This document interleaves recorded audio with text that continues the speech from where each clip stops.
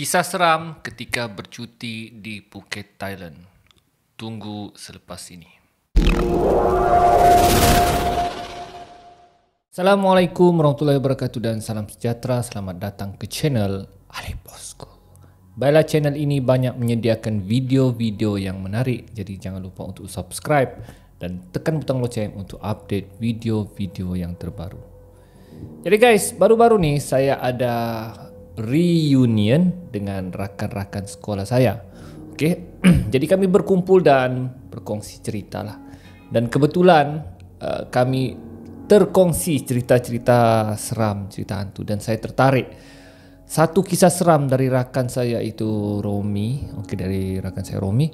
Dia bercerita tentang percutian dia dengan keluarga dia di Phuket, Thailand. Dan saya tertarik dengan kisah seram dia dan memang agak seram dengan kisah seramnya ni. Okey, jadi saya ingin kongsikanlah kisah seramnya ni dengan penonton-penonton channel YouTube Hai Bosku. Jadi jom kita dengar kisah seram ini. Kisah seramnya bermula apabila rakan saya ni Romi, dia bercuti di Phuket, Thailand bersama keluarga dia. Lebih kurang dia cakap ada 3 buah keluarga. Okey, 3 buah keluarga yang terdiri daripada lelaki dan perempuan lah dan anak-anak kecil. So, biasalah kalau kita bercuti di Phuket, Thailand. Phuket, Thailand terkenal dengan pantainya yang cantik dan resort dia yang sangat cantik. Jadi mereka beramai-ramai, mereka sudah tempah awal resort, dan memang niat mereka untuk bercuti santai. Namun kejadian yang tidak diingini telah berlaku ketika mereka menginap di satu resort. Dan resort tu memang, rumah tu memang untuk macam family lah, ramai-ramai boleh tinggal. Okey. Dan ketika mereka beriadah di pantai, salah seorang adik perempuan rakan saya ni ingin masuk ke bilik untuk ambil barang lah. Jadi kebetulan rakan saya ni yang memegang kunci bilik resort, ikut sekali lah sama-sama ke resort tersebut untuk bukakan pintu. So sampai di bilik, dia tunggulah adiknya selesaikan apa yang ingin diselesaikannya lah. Tiba-tiba ada orang ketuk pintu dari luar. Tok tok tok tok, ketuk. Okey, ketuk. Jadi dia terkejut lah. Siapa pula ketuk pintu? Mungkin keluarga kah? Ya, dan bila dia lihat, dia buka pintu, rupa-rupanya housekeeping. Okey, housekeeping yang ingin membersihkan bilik. Biasalah kan, kalau macam kita menginap lebih daripada 2-3 hari, akan ada housekeeping lah yang akan bersihkan, kemaskan bilik kita lah, dan gantikan tuala, cadar, kan itu biasalah. So housekeeping tu cakap lah yang dia ingin bersihkan bilik tersebut. Okey. Dan rakan saya Romi ni bagi tahulah, boleh dia cakap ya. Kebetulan dia cakap adik dia ada di dalam lah, dalam bilik. Jadi kemaskan sajalah dia cakap. Cuma dia speaking dalam bahasa orang putih lah, sebab kan di luar negara Phuket, Thailand ya. Jadi housekeeping tu pun masuk. Sementara rakan saya si Romi ni dia tunggu di luar bilik. Tiba-tiba guys, adik dia di dalam bilik berteriak seperti orang kena meracau. Jadi dia terkejut, kenapa adik aku berteriak kan? Dan bila dia masuk semula ke dalam resort untuk lihat apa yang berlaku, dia lihat adik dia tengah meracau. Yang macam orang kerasukan lah ya. Kalau Indonesia cakap kesurupan. Dia pun terkejut lah. Allah Akbar, apa yang berlaku? Dan bila dia cek balik, housekeeping tu tidak ada dalam bilik. Dia cakap, tadi macam ada housekeeping masuk. Mana housekeeping ni? Dia cakap kan, dia cari dari bilik ke bilik. Ya, cari di ruang tamu, tidak ada. Jadi dia bingung. Dan adiknya tengah kesurupan dalam bilik. Jadi dia pun terpaksa panggil keluarganya yang tengah berada di pantai dan beritahu yang adik dia tengah meracau di dalam bilik. Dan semua berlari menuju ke bilik untuk mententeramkan adiknya. Dan semua bertanyakanlah kepada rakan saya ni, si Romi ni, apa yang berlaku? Dia bagi tahulah yang ada housekeeping datang, dan housekeeping tu ingin kemas bilik dan tiba-tiba berteriak. Jadi oleh kerana tidak berpuas hati dengan apa yang berlaku, rakan saya ni berjumpa dengan manajemen resort dan ingin melihat CCTV. Alang-alang ada CCTV kan, dia mau lihat siapa sebenarnya housekeeping yang masuk ke dalam bilik. Ya, housekeeping siapa yang masuk dalam bilik dan adakah dia lakukan sesuatu ataupun dia keluar dari bilik tersebut. Okey. Dan bila, ini guys yang paling seram guys. Bila mereka lihat CCTV, rakan saya si Romi ni, bila lihat CCTV, tidak ada orang pun, kelibat orang pun yang mengetuk pintu dan rakan saya bercakap dengan housekeeping tersebut. Tidak ada. Dalam CCTV itu dia bercakap sendirian. Ya, tidak ada orang.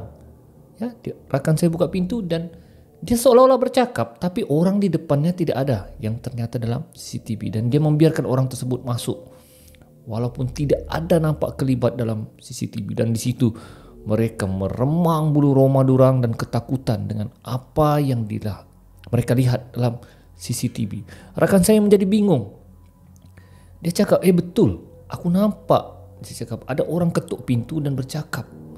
Dan mustahil, dia cakap, ya, yang dilihatnya di CCTV tidak ada. Jadi dia bingung.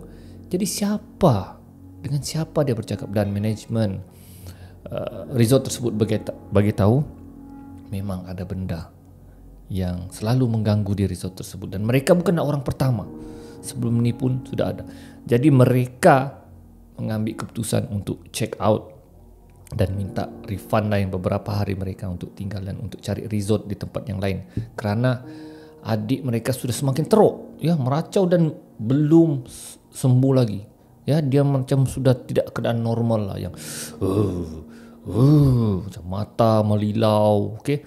Jadi mereka bercadang satu keluarga untuk cari masjid berdekatan dengan Phuket berkenan untuk cari ustaz lah untuk ubat adik mereka tersebut.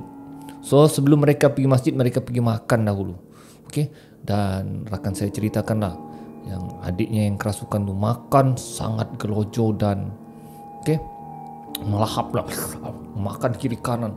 Semua orang keluarga yang terkejut lah dengan melihat apa yang berlaku, dan mereka rasa risau dan sedih lah dengan apa yang berlaku. Jadi mereka risau kerana belum sembuh lagi semenjak daripada resort tersebut. Jadi mereka cari penyelesaian dengan mencari masjid dan cari ustaz untuk ruqyah lah adik mereka tersebut. Dan menurut ceritanya hanya ada satu masjid saja di Phuket tu. Okey. Jadi mereka pun pergilah ke masjid tersebut, solat di masjid tersebut, dan jumpalah ustaz imam di masjid tersebut dan meminta tolong untuk mengubati adiknya. Okey. Dan bila imam tersebut ruqyah adiknya, namun tidak sembuh juga, ya. Sudahlah, masalah bahasa kan, dan dikatakan imam tersebut tidak fasih berbahasa Inggeris dan agak sukarlah mereka untuk bercakap, ya, berkomunikasi, ya, seperti ayam itik, ya, kau cakap Melayu, kau cakap Inggeris, dia balas bahasa Thailand. Okey. Kau bagi bahasa isyarat pun mereka macam yang faham tak faham. Jadi memang agak rumit lah ketika mereka. Dan adiknya masih tidak sembuh, masih meracau, masih macam keadaan tidak normal. Jadi ustaz imam di Masjid Phuket tu mencadangkan jumpa satu orang lagi yang mungkin dapat mengubati adiknya, dan dia bagi location lah di WhatsApp dan mengarahkan mereka sekeluarga untuk pergi. Jadi mau tidak mau percutian mereka terganggu dengan adiknya tu lah. Jadi mereka tarikh untuk pulang ke Malaysia agak lama lagi. Jadi mereka hari itu juga, selepas mereka dari masjid tu, mereka pergi cari tempat yang ustaz imam Masjid Phuket tu cadangkan. Dan bila mereka pergi, guys, kawasan tu sangat jauh dan kawasan tu sangat kawasan pedalaman. Okey, jalan raya pun tidak tar, orang kata. Kalau saya lah, sudahlah di tempat orang kan. Kau punya bahasa pun tidak pasti lagi. Aduh, kau pergi tempat begitu. Kalau saya cancel percutian tu terus pulang, ya.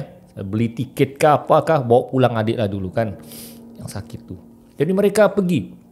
Dan menurut cerita, semasa mereka pergi ke tempat ustaz yang yang boleh mengubat tersebut, mereka sesat. Rakan saya, dia kata dia ikut location Google Maps tu ke kiri, manakala keluarga dia ke kanan. Dan mereka tidak bertemu dan mereka sesat. Dan keluarga yang pertama sudah jumpa rumah ustaz tersebut, tapi rakan saya sesat. Dia cakap, kenapa Google ni bawa dia ke sini? Sampai dia jauh masuk ke dalam entah ke mana dan sampai jumpa pengawal keselamatan. Dan biasalah masalah bahasa lagi. Dan dia mengarahkan rakan dia untuk keluarga dia yang satu lagi untuk gambar location rumah imam tersebut.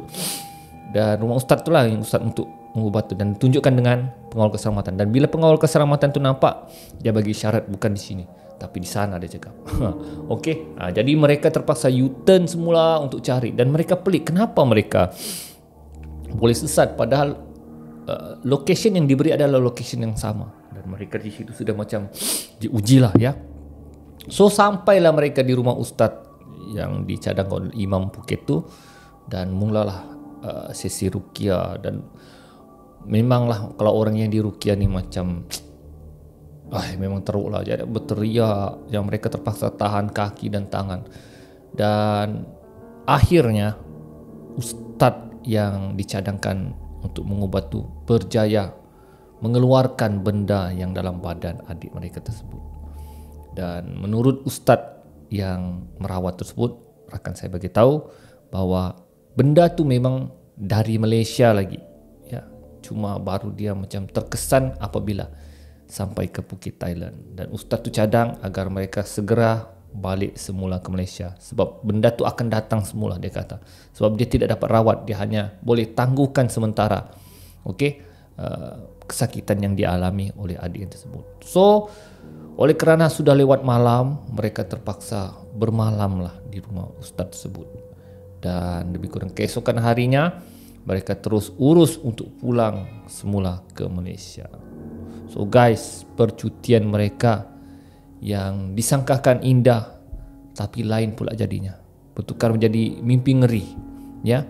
Jadi memang agak seram lah ya dengan cerita rakan saya ini. Percutian yang sepatutnya indah tapi menjadi seram. So itulah satu-satunya pengalaman yang diceritakan oleh rakan saya ya, dengan masalah komunikasi, masalah tempat ya. Dan memang sangat rumit, dia kata. Satu pengalaman yang tidak dapat dilupakannya.